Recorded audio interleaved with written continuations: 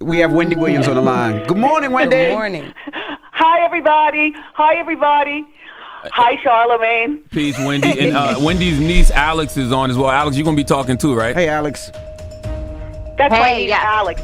That's my niece, Alex. And Charlemagne and I, by the way, have known each other for like 20 years and running. That is very true. Wow. Listen, Wendy, let's get right to it. I'm going to tell everybody what's going on. Wendy Williams is currently trapped in a conservatorship.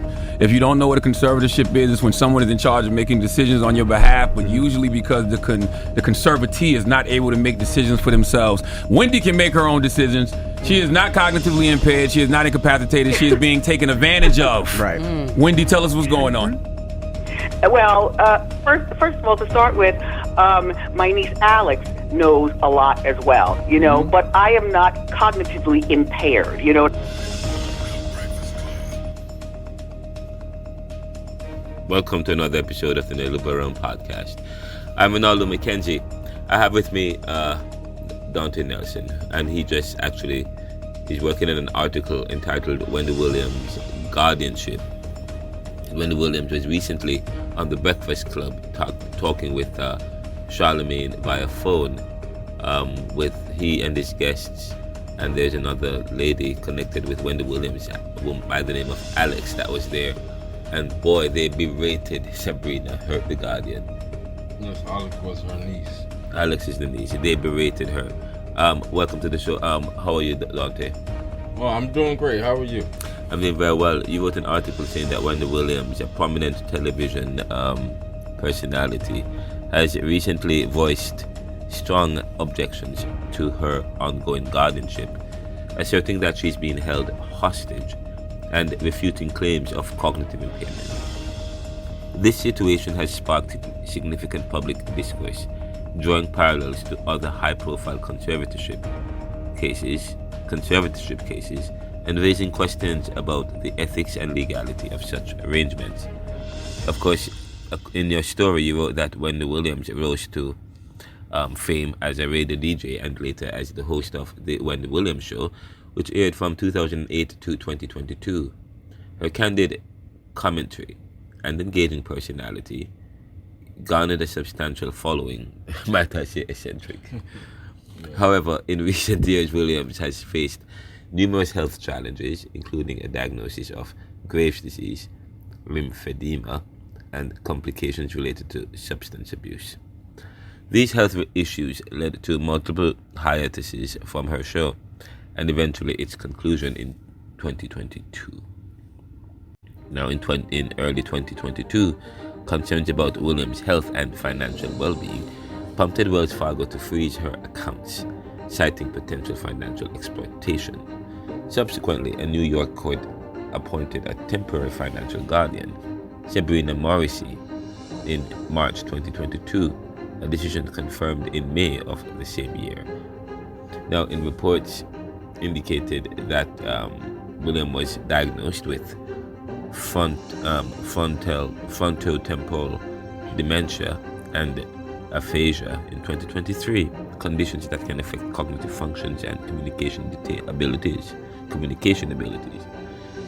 These diagnoses were central to the justification for her cognitive guardianship, which she didn't mention clearly in the interview she did with Charlemagne.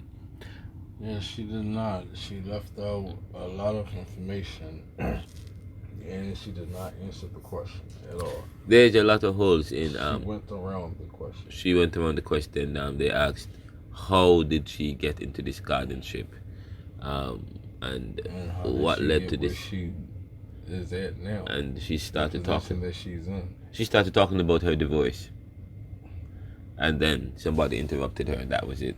we are still left with the question: how is it that she had a guardian by the name of Sabrina Morrisey, and the fact that she's berating her but still taking care of her all these years? I'm not sure. Is it they're alluding to the system?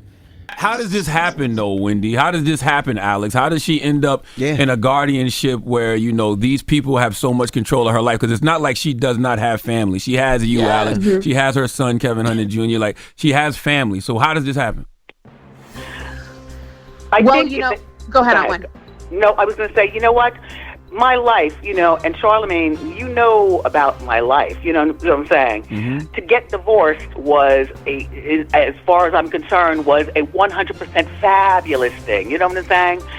When I got divorced, look, I had this lawyer, I don't even want to say her beautiful name, because it was so great.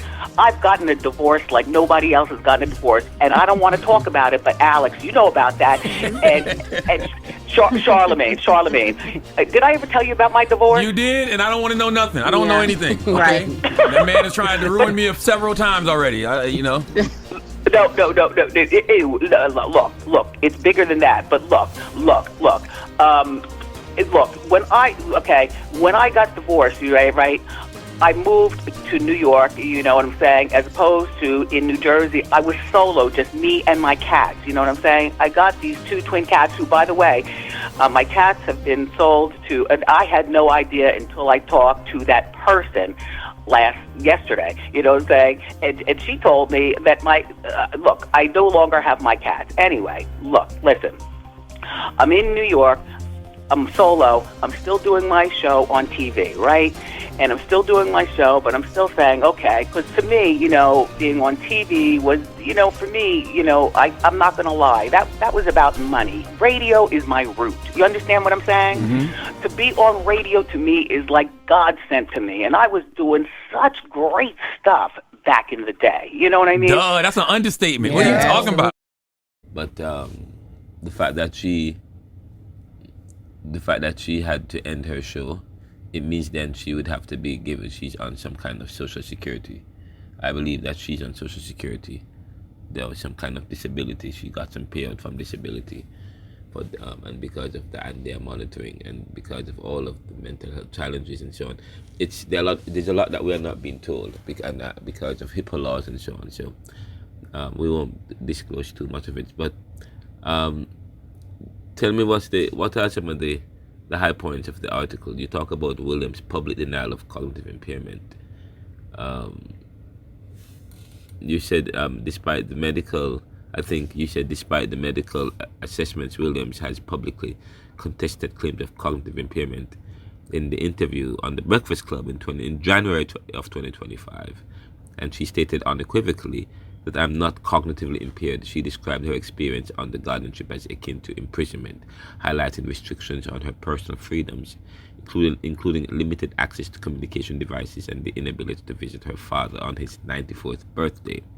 Williams' niece, Alex Finney, supported her assertions, noting that Williams' current state does not align with that of an incapacitated person. Now, I have some questions with that, because even though she is backing up Wendy Williams,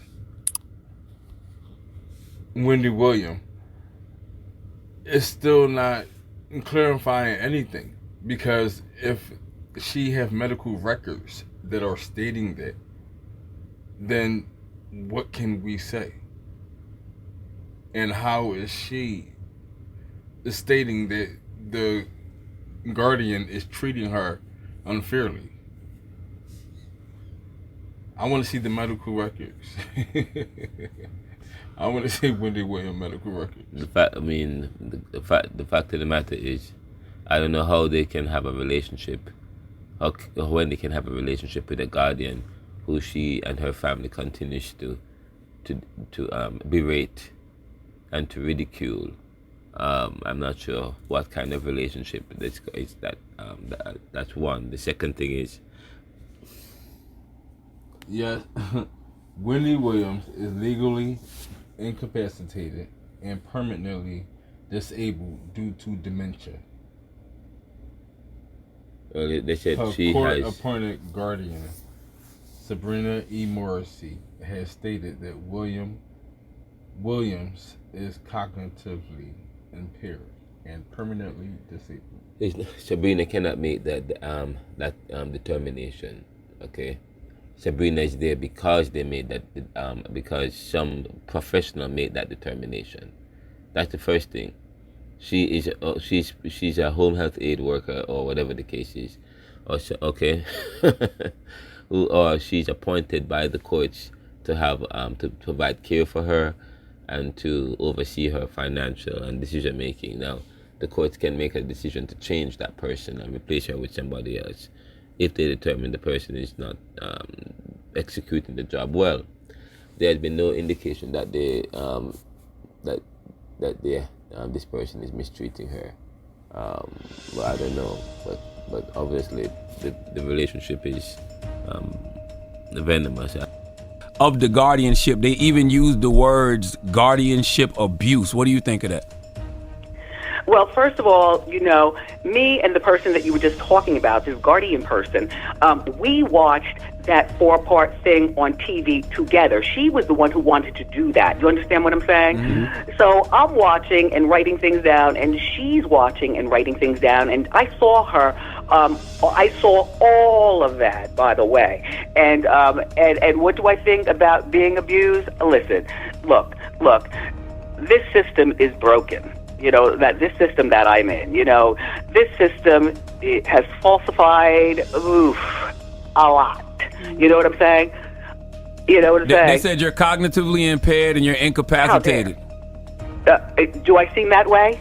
No. You've been calling me 5 times a day for the last 2 weeks. No, you don't seem that way. How dare excuse me, who I naturally am is who I naturally am, you know what I'm saying? Right. Yes. And my niece knows all about that crap. I mean, I'm sorry. I apologize. And to be clear, you can't leave. Like, they won't allow you to leave or have visitors, family members or not. So you can't even leave and take a walk if you wanted to, or take a trip or visit family members. They give you a difficult time for that, and family members can't visit you? Excuse me, where I am, okay, you have to get keys to unlock the door to press the elevator to go downstairs, first of all. Second of all, these people here, everybody is like nursemaids, so to speak, you know what I'm saying? They come in and they give your pills, you know what I'm saying? And then they leave, and I'm Which like... I told you not to take. I told you don't take them pills. Excuse me, I've had 2 pills all of my life. Alex, you know what I'm talking about.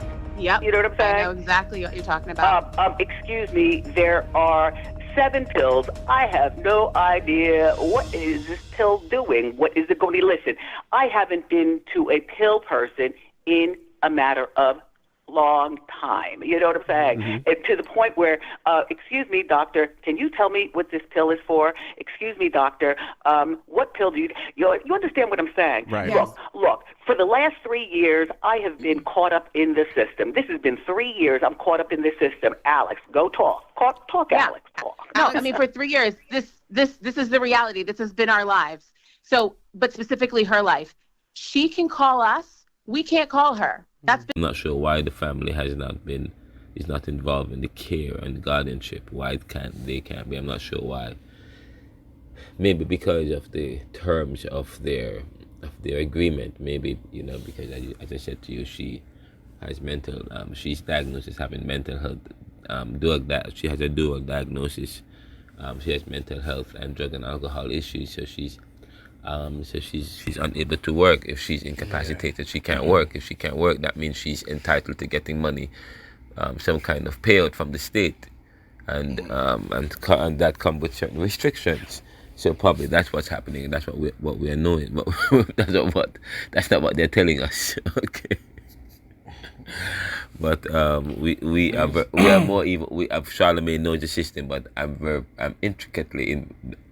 I intricately know what's going on in the system, which people are not knowing. In 2023, Wendy Williams was diagnosed with frontotemporal dementia and asphyxia. I know you said you did say that in your article. Your article talks about legal and ethical implications that the controversy surrounding Williams' guardianship brings to light several legal and ethical considerations. Guardianships are typically established to protect individuals deemed incapable of managing their affairs due to cognitive or physical impairments. However, Williams' vehement denial of such impairments and her allegations of mistreatment, such as potential misuses of the guardianship system. Of course, the system should involve some kind of, she has to go to a psychological evaluation to determine that as well. She probably then need to do another assessment to determine cognitive levels or level of care. That there's something called level of care. So maybe her level of, she has a misdiagnosis in terms of her level of care. And if her level of care is, if she has high needs level of care, then a family member have to be trained to be able to provide a kind of level of care that is commensurate with her diagnosis. So her family cannot be involved in her level of care. You understand what I'm trying to say? So yes, so that is why you have a kind of the guardianship that she has because of her level of care and her diagnosis. People must understand that in the system, when you do public health or care, providing care, there's a thing called level of care, and the assessment helps to determine the level of care, and you have to be trained to provide a certain kind of care. You understand? So, and then a family member cannot provide guardianship to Wendy because of the level of care. Now she's trying to say that, well, I'm not incapacitated, I'm not cognitively impaired, so that they can now reassess her and downgrade her, do an assessment and downgrade her level of care, so that she does not require a certain somebody with a certain license to provide the care, so that now her family can provide the care. You understand? So now she's on the news talking about this. Well, I'm not. First of all, she was on the news saying she was looking all decrepit and incapacitated. Then she realized that, oh, well, this is what I'm saying.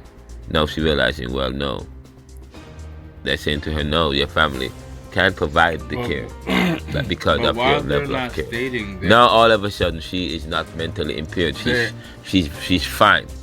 So now because of that, so now she don't need somebody like Sabrina, a guardian who is licensed to take care of her, to provide. Why are they not stating that a medical professional is presenting? Do you see her diagnosis? No. Did you read the diagnosis? Yes, you wrote about the diagnosis. She has dual diagnoses, or triple, or whatever the case is. Mental health issues, physical health issues, and drug and alcohol issues, substance use issues. Those are all of the issues that she's, and she has a guardian. The guardian must then be trained in to be able to provide a care that helps to facilitate or address all those issues. Now, her family have to be trained. They have to have a license to be able to do that. They don't. They have to be, or maybe somebody in her family have a license that can provide that. You have to get licensed and trained over a couple of years, to do that, 2, 3, 4 years, pass exams and so on. Okay, maybe they're not in a position to do that right now. And especially now, maybe because of the level of care diagnosis that she has. Now they're saying that she's not cognitively impaired. So now, because she's not cognitively impaired, she does not need somebody who is licensed in a certain way to provide the kind of care and guardianship. Now her family can provide the guardianship. You understand? Yes. But they're not saying that. They're not saying all that. Okay? That's not what they're saying. They're not saying that. Anyways, let's continue with your story here. You said that Williams vehemently denied of such impairments and her allegations of mistreatment, such as potential misuse of guardianship system. Her case mirrors that of Britney Spears, who appears after a prolonged legal battle, was released from a conservatorship she described as oppressive. Both instances underscore the necessity for rigorous oversight and periodic reassessment of guardianship to prevent potential abuses. But I disagree, Donte. I disagree. Britney Spears is a completely different situation. Britney Spears' father was her guardian. Britney Spears' father was her guardian, or a family member. In this case, Wendy Williams is saying that she wants her and the kind of illness that Britney Spears have wasn't the illness that Wendy Williams have. Okay, so her level of care diagnosis does not preclude a family member like her father to provide guardianship. But when the Williams case, her level of care precludes a family member because they don't have because her level of care requires she's high needs, high level of care. So you understand what I'm saying? So and instead of putting her into a treatment facility, they put her into a home that she's comfortable with, and as if she was in a treatment facility. Okay. Now, how long is the level of care? We don't know. When you have a level of care, she has to be assessed about every 30 days, every 60 days, every 90 days, or whatever the case is. Every 6 months, you have to do like a needs assessment, or whatever the case is. I don't know if that's been done. But Britney Spears is a completely different situation. And people are determined. Sometimes people determine it as oppressive because they want to leave from the guardianship or conservatorship. Okay. That's the next thing. So you have to be able to, how do you reconcile between a conservatorship to somebody that has mental health challenges, and you're trying to help them out at the same time they are trying not to deny them with certain freedoms, and they're calling those freedoms that they don't have, they call it oppressive. The very fact that they're in a guardianship may feel oppressive, especially if they come from money, especially if they come from a certain lifestyle. Okay, and the guardian, and now they have to seek permission to spend money or to do certain things. That may seem oppressive, and that's what they're calling oppressive. And I think it's unfair to the system. I think that's unfair to the system. I think it is, Donte. I think it is. Public. It is unfair, man. Yes, it is.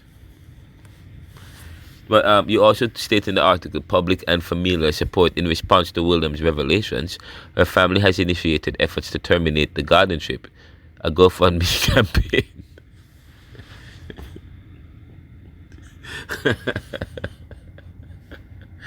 Are you serious? A GoFundMe campaign was launched to raise funds for legal representation, aiming to free her from the loneliness and deep isolation imposed by the guardianship. I don't know how a guardianship, I'm not sure the loneliness that she's talking about, but anyways, by the guardianship. The campaign highlights the family's belief that Williams is unjustly confined and emphasizes their commitment to restoring her autonomy. Meanwhile, public opinion continues to grow in support of Williams, with fans and advocacy groups questioning the broader guardianship system and calling for reforms to protect against potential exploitation. I think what's going on, people are not understanding the story. Each case is a case-by-case situation. Go ahead. What are you going to say? They have a GoFundMe page to get lawyers. Quite interesting. Yes, go ahead. Well, she needs money. She can't get a hold of her own funds, probably fully, to do that for herself. So I do see it. But she have access to the state's fund, to the money that is covering her insurance, her disability insurance. She has money. She's getting money. They're not talking about that. Okay, she's not spending her money. She's spending other money. Her money is locked away in banks, growing. Yeah. Now. Right, because that's what I'm trying to understand. They're saying it's by word of Selena's mouth, but they're not saying it's appointed from the court. Sabrina is a court-appointed person. She has nothing to do with the parameters of her treatment. Notice, okay, of her treatment or her level of care. Okay. She could either go. They could have sent her. They could have through-toured her. They could have sent her to a mental health facility where she's locked down. Instead, they sent her to an apartment with restrictions. You understand? Hello. In conclusion, your story, the story that you have submitted in the Neoliberal, says that Wendy Williams' case serves as a critical examination of the guardianship system application, particularly concerning individuals with high public profiles and substantial assets. Her assertions challenge the validity of her guardianship, prompting a broader discussion on the balance between protecting individuals and preserving their autonomy. As public awareness grows, it is imperative for legal systems to ensure that guardianships are implemented judiciously, with mechanisms in place to address grievances and prevent potential exploitation. The scrutiny of this case underscores the need for transparency, accountability, and respect for individual rights in the guardianship process. And I may also say there are people who take advantage of the system. There are people who take advantage of Social Security. There are people who take advantage of immigration. There are people who take advantage of the mental health system. Okay? There are people who do that, who put themselves in certain situations, and they end up. Say, for example, I work in a system where if you comply with the program, then you get your rights may be expunged. It's a diversionary program. So not your rights, your criminal record may be expunged. You understand? But you have to waive your rights. And sometimes the people, yes, they hurry up and gladly join the program. But then the program have certain requirements and which they can't fulfill. And they fight with us and say it's draconian and so on and so forth. But they sign up for it. They want the benefit, but they don't want the restrictions that come with it. You understand?